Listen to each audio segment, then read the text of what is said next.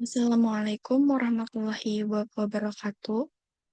Yang terhormat dosen penguji, yang terhormat dosen pembimbing 1, Prof. Dr. Kori Yohana MM, serta dosen pembimbing 2, Dr. Rina Parlina MBA. Perkenalkan, saya Imelda Bella Clarissa dengan NIM 17106221117 yang merupakan mahasiswi S1 Bisnis Digital Fakultas Ekonomi dan Bisnis Universitas Negeri Jakarta. Pada kesempatan ini, saya akan memaparkan hasil proposal skripsi yang berjudul Faktor-faktor yang memengaruhi Continuous Intention to Use Bank Jago melalui Satisfaction.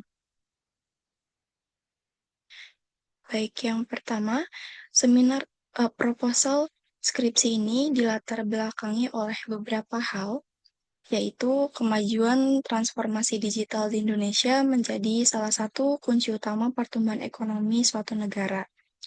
Sejalan dengan apa yang diutarakan oleh Saputri dan Fitri tahun 2025 yang menyebutkan bahwa transformasi digital adalah merupakan elemen penting untuk meningkatkan efisiensi dan daya saing suatu perusahaan atau instansi.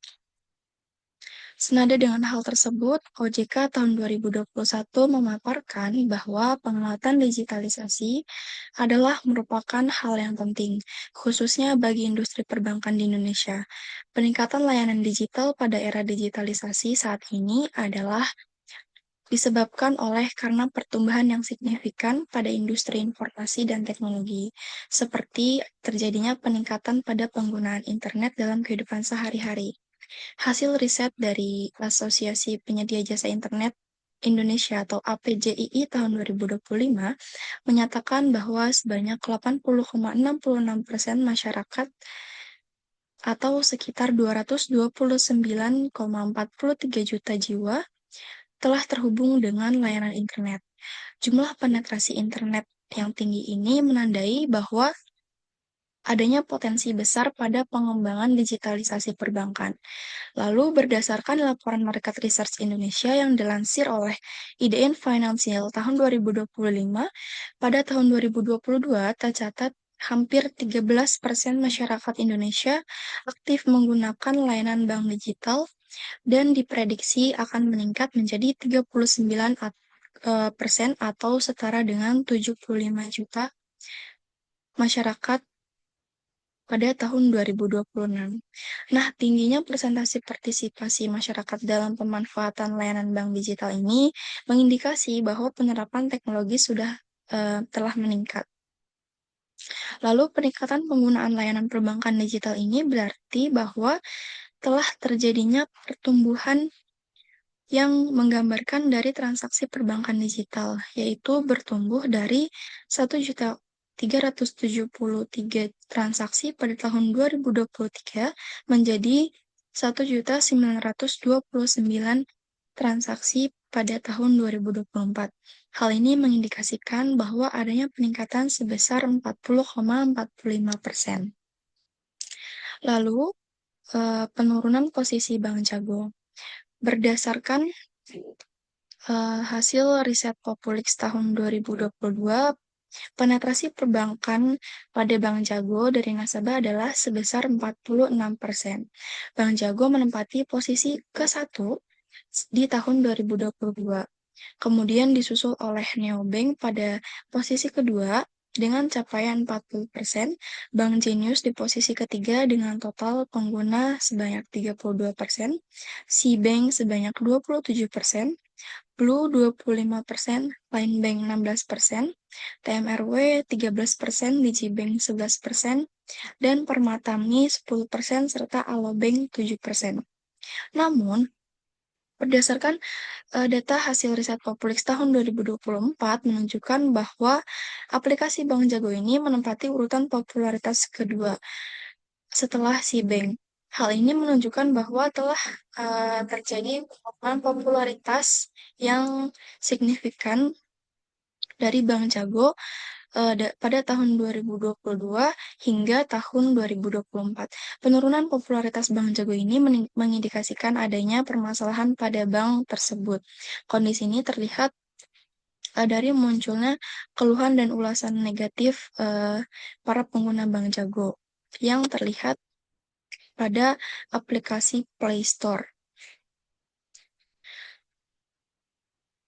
Lalu untuk tantangannya di sini terdapat layanan dirasa tidak mampu mendukung kenyamanan transaksi. Dilihat melalui aplikasi Play Store bahwa terdapat pengguna layanan yang mengeluhkan eh, bahwa layanan dirasa tidak mampu untuk mendukung transaksi mereka. Hal ini sejalan dengan variabel perceived usefulness bahwa berdasarkan ulasan dari Google Play Store, pengguna nasabah Bank Jago menunjukkan bahwa terdapat keluhan terkait seringnya kendala koneksi, sehingga pengguna itu mengalami kesulitan dalam melakukan transaksi. Permasalahan tersebut mengindikasikan ancaman perceived usefulness terhadap Bank Jago karena permasalahan ini nasabah mempersepsikan bahwa layanan yang diberikan oleh perbankan tersebut tidak sesuai dengan yang diharapkan. Lalu yang kedua, adanya gap antara harapan awal dan realita penggunaan aplikasi. Selanjutnya, permasalahan terkait eh, terkait confirmation. Di sini terdapat pengguna yang mengalami ketidaksesuaian antara harapan dengan realita pemakaian aplikasi Bank Jago. Salah satu ulasannya itu menunjukkan bahwa harapan terhadap platform Bank Jago agar dapat membantu mempercepat proses transaksi, tetapi realitanya nasabah tersebut mengalami kendala koneksi, yang sehingga terjadinya penghambatan proses transaksi pengguna layanan tersebut.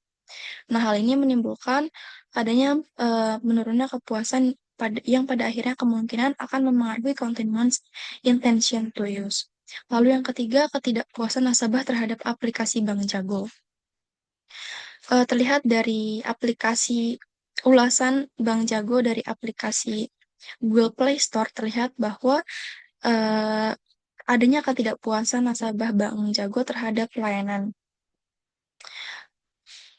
Lalu untuk research gap Bank Jago di sini yaitu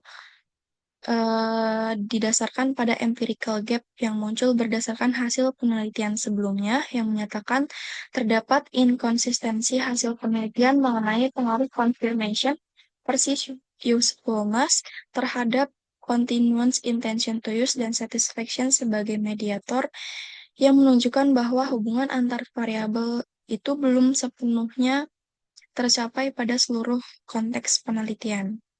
Ada inkonsistensi hasil penelitian ini didasarkan oleh beberapa artikel sebelumnya, yaitu yang dilakukan oleh Puspasari tahun 2023 menunjukkan hasil perceived usefulness tidak memiliki pengaruh terhadap continuous intention to use yang dimediasi oleh satisfaction. Sementara Andrew dan Ardianti tahun 2022 dan Cokro Saputro et al. Tahun 2023 menemukan hasil penelitiannya bahwa terdapat hasil yang signifikan antara perceived usefulness terhadap continuous intention to use dengan dimediasi oleh satisfaction.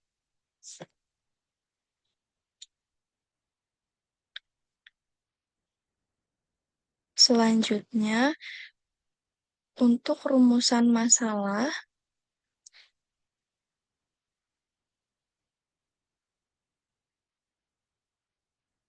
di sini berdasarkan latar belakang yang telah dipaparkan, maka dapat dirumuskan rumusan masalah sebagai berikut, yaitu apakah perceived usefulness berpengaruh terhadap continuous intention to use pengguna Bank Jago? Yang kedua, apakah confirmation berpengaruh terhadap continuous intention to use pengguna Bank Jago? Yang ketiga, apakah perceived usefulness berpengaruh terhadap satisfaction pengguna Bank Jago? Yang keempat, apakah confirmation berpengaruh terhadap satisfaction pengguna Bank Jago? Yang kelima, apakah satisfaction berpengaruh terhadap continuous intention to use pengguna Bank Jago? Yang keenam, apakah confirmation berpengaruh terhadap perceived usefulness pengguna Bank Jago? Yang ketujuh, apakah satisfaction memediasi pengaruh perceived usefulness terhadap continuous intention to use pengguna Bank Jago, dan yang terakhir, apakah satisfaction memediasi pengaruh confirmation terhadap continuous intention to use pengguna Bank Jago. Lalu, terdapat tujuan dari penelitian ini yaitu untuk yang pertama menganalisis pengaruh perceived usefulness terhadap continuous intention to use, yang kedua menganalisis pengaruh confirmation terhadap continuous intention to use, yang ketiga menganalisis pengaruh perceived usefulness terhadap satisfaction, yang keempat menganalisis pengaruh confirmation terhadap satisfaction, yang kelima menganalisis pengaruh satisfaction terhadap continuous intention to use, yang keenam menganalisis pengaruh confirmation terhadap perceived usefulness, yang ketujuh menganalisis pengaruh satisfaction sebagai variabel mediasi dalam pengaruh perceived usefulness terhadap continuous intention to use, dan yang terakhir menganalisis pengaruh satisfaction sebagai variabel mediasi dalam pengaruh confirmation terhadap continuous intention to use.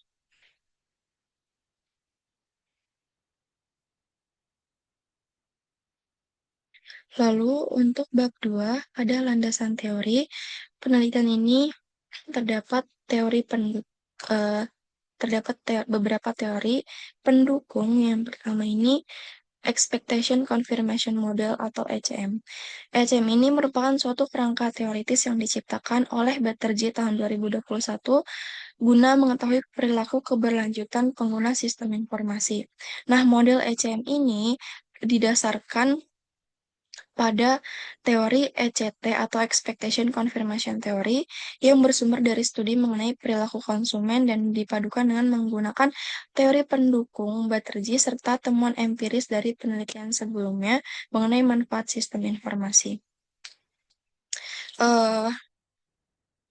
Teori Expectation Confirmation Model ini memiliki variabel utama yaitu is continuous intention atau information system continuous intention, lalu perceived usefulness, lalu confirmation, dan satisfaction, serta ketiga variabel ini memengaruhi keberlanjutan penggunaan suatu teknologi informasi atau sistem informasi.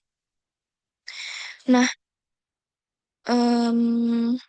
pada penelitian ini, penerapan ECM sesuai dengan kondisi Bank Jago dalam upaya mempertahankan pengguna yang sudah memakai layanan bank digital tersebut.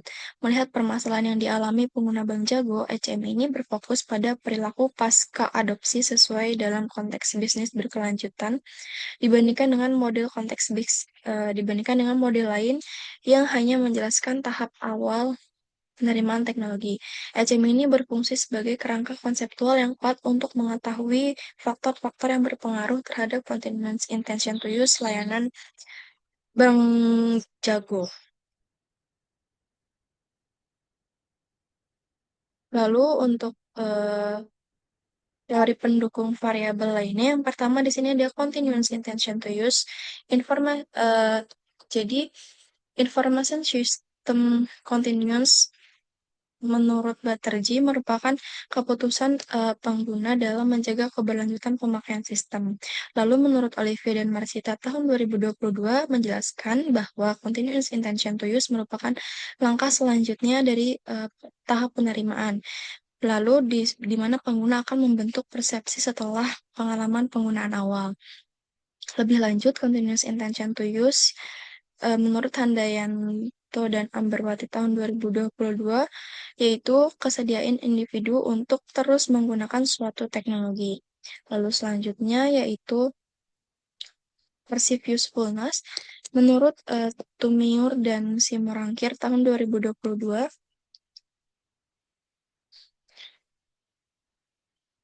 Perceived usefulness merupakan aspek penting yang dapat berpengaruh pada niat serta perilaku pengguna dalam menggunakan teknologi.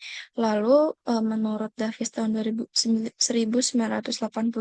perceived usefulness pahami sebagai keyakinan individu terhadap penggunaan sistem tertentu dapat meningkatkan kinerja pengguna. Dan yang terakhir, menurut Ari Ningsih tahun 2022 menjelaskan bahwa perceived usefulness merupakan kecenderungan individu akan menggunakan teknologi jika teknologi tersebut dapat digunakan dengan baik. Lalu, untuk teori pendukung selanjutnya, confirmation.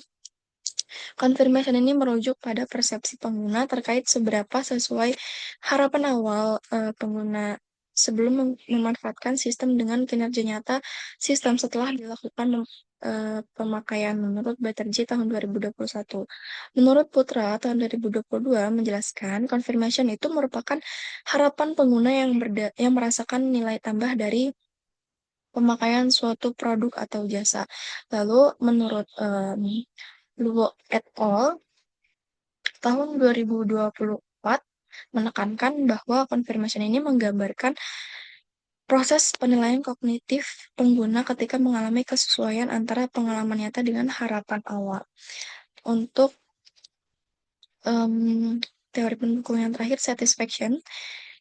Satisfaction ini merupakan bentuk perasaan pengguna yang muncul sebagai reaksi positif, puas, netral, atau negatif atau tidak puas terhadap pemanfaatan sistem, menurut Batterjee tahun 2021. Lalu menurut Umam dan Puspawati tahun 2024 menjelaskan bahwa satisfaction itu merupakan penggambaran seberapa baik harapan pengguna yang sesuai dengan pengalaman nyata mereka. Lalu menurut Olivia Marsita tahun 2022 mempertegas bahwa satisfaction ini merupakan penilaian yang terbentuk dari pengalaman awal pengguna saat memakai layanan tersebut. Lalu untuk pengembangan hipotesis, di sini ada 8 pengembangan hipotesis. Yang pertama itu perceived usefulness terhadap satisfaction. Di sini terdapat hasil dari penelitian Lara et al. Tahun 2023, Kwolzuk dan Musial tahun 2024, dan Roslan et al. Tahun 2023 mendapatkan hasil bahwa perceived usefulness berpengaruh langsung signifikan terhadap satisfaction. Dan pengembangan hipotesis untuk hal ini terdapat hipotesis 1 yaitu perceived usefulness terhadap yaitu perceived usefulness berpengaruh terhadap satisfaction. Lalu yang kedua, pengaruh confirmation terhadap satisfaction.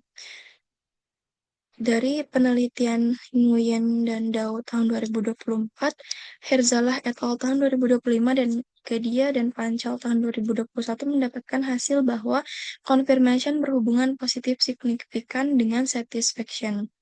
Maka pada penelitian ini merumuskan hipotesis kedua yaitu confirmation berpengaruh terhadap satisfaction. Untuk yang ketiga, satisfaction terhadap continuous intention to use. Penelitian Anmo et al. Tahun 2025, Akdim et al. Tahun 2022, dan Arifin et al. Tahun 2021 mendapatkan hasil bahwa satisfaction berpengaruh positif terhadap continuous intention to use.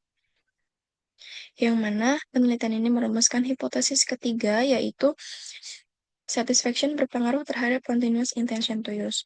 Untuk yang keempat, perceived usefulness terhadap continuous intention to use.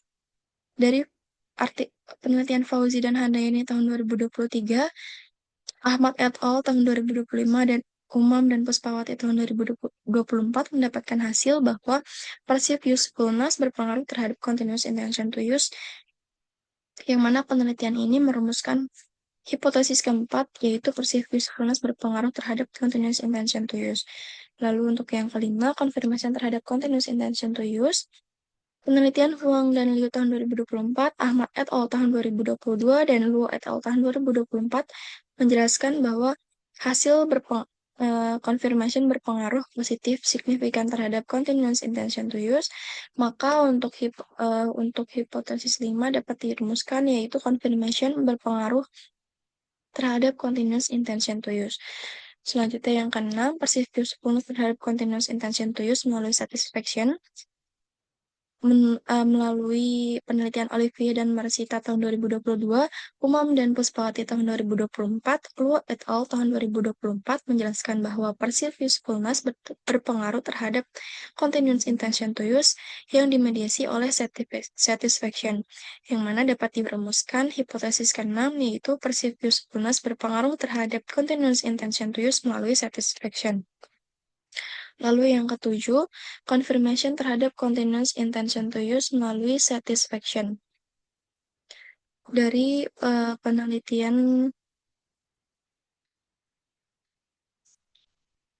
Prasetyo Shebani tahun 2024, Canda et al. Tahun 2024, serta Luo et al. Tahun 2024, mendapatkan hasil bahwa confirmation berpengaruh terhadap perceived usefulness yang berpengaruh positif terhadap perceived usefulness yang dimediasi oleh satisfaction. Maka dapat dirumuskan untuk hipotesis ketujuh ini, yaitu confirmation berpengaruh terhadap continuous intention to use melalui satisfaction. Untuk yang kedelapan, yaitu confirmation terhadap perceived usefulness, penelitian Guo tahun 2024, Uzun et al. Tahun 2024, serta Alam et al. Tahun 2022 mendapatkan hasil bahwa secara signifikan confirmation berpengaruh positif terhadap perceived usefulness. Maka dapat dirumuskan untuk hipotesis ke-8, yaitu confirmation berpengaruh terhadap perceived usefulness. Lalu selanjutnya untuk kerangka teori, di sini terdapat 8 hipotesis pada penelitian ini berdasarkan model penelitian di gambar ini. Terdapat 8 hipotesis. Hipotesis yang pertama yaitu perceived usefulness berpengaruh terhadap satisfaction. Hipotesis kedua, confirmation berpengaruh terhadap satisfaction. Hipotesis ketiga, satisfaction berpengaruh terhadap continuous intention to use. Hipotesis keempat, perceived usefulness berpengaruh terhadap continuous intention to use. Hipotesis kelima, confirmation berpengaruh terhadap continuous intention to use. Yang keenam, hipotesisnya yaitu perceived usefulness berpengaruh terhadap continuous intention to use. Yang hipotesis ketujuh, confirmation berpengaruh terhadap continuous intention to use melalui satisfaction. Dan yang kedelapan, hipotesisnya yaitu confirmation berpengaruh terhadap perceived usefulness. Selanjutnya untuk bab 3 yaitu metode penelitian. Pada penelitian ini, rentang waktu berlangsung pada periode September tahun 2025 sampai Januari tahun 2026. Untuk tempat penelitiannya itu dilakukan di Jakarta, wilayah DKI Jakarta yang ditentukan sebagai lokasi penelitian. Lalu untuk desain penelitiannya, penelitian ini menggunakan pendekatan kuantitatif yang diterapkan melalui survei yang mana dapat menghasilkan atau pengumpulan data melalui kuesioner kepada responden. Lalu untuk populasinya di sini yaitu individu yang menggunakan layanan Bank Jago. Untuk sampelnya, penelitian ini menggunakan teknik non-probability sampling dengan pendekatan pervasive sampling, yang mana jumlah penelitian ini mengacu pada Hare et al. Tahun 2022. Idealnya itu menggunakan sampel minimal 5-20 kali indikator, yang mana di sini jumlah indikator penelitian yaitu 15 dikali 10 menurut yang mengacu pada Hare et al. Tahun 2022, yang dihasilkan bahwa terdapat 150 responden. Maka jumlah sampel yang digunakan penelitian ini sebanyak 150 responden. Untuk teknik pengumpulan data, yaitu untuk data primer yang didapatkan pada penelitian ini melalui penyebaran kuesioner menggunakan Google Forms. Kuesioner disebarkan kepada 150 responden yang sesuai kriteria, yaitu berusia di atas 18 tahun, pengguna aktif Bank Jago, dan berniat untuk terus menggunakan Bank Jago. Skala pengukuran yang digunakan yaitu skala Likert 5 poin. Dan untuk data sekunder ini didapat dari beberapa sumber seperti laporan perbankan, meliputi dari hasil riset Populis dan Bank Indonesia. Selain itu, terdapat sumber yang dipilih melalui e-book dan artikel ilmiah yang sesuai dengan variabel penelitian ini. Lalu, untuk teknik analisis data, penelitian ini memanfaatkan metode analisis structural equation model atau SEM dengan menggunakan pendekatan partial least square atau PLS, yang mana di sini terdapat uji outer model dan uji inner model. Sini yang pertama, untuk uji outer model, kriterianya itu ada convergent validity, parameternya yaitu outer loading, dan untuk ketentuannya itu hasilnya lebih dari 0,7 untuk indikator dapat dikatakan valid. Yang kedua, discriminant validity, parameternya itu Vernal-Lecker criterion. Dan yang ketiga, reliability, parameternya itu composite reliability, yang mana ketentuannya harus lebih dari 0,7 untuk nilai reliabilitas dapat dikatakan baik. Lalu Cronbach alpha lebih dari 0,7 nilai reliabilitas dapat dikatakan baik, dan AVE atau average variance extracted lebih dari 0,5 untuk mengukur konsistensi indikator dengan konstruknya. Lalu untuk uji inner model, yang pertama predictive relevance, Q2 harus lebih dari 0 untuk nilai prediksi baik. Coefficient of determination ditentukan hasil 0,75 dapat dikatakan baik, 0,5 dapat dikatakan moderat, dan 0,25 menunjukkan hasil yang lemah. Selanjutnya, untuk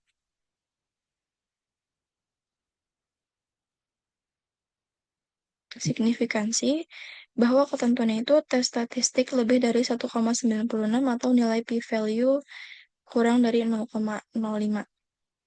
Baik, sekian presentasi hasil proposal skripsi yang dapat saya sampaikan. Kurang lebihnya mohon maaf. Terima kasih. Wassalamualaikum warahmatullahi wabarakatuh.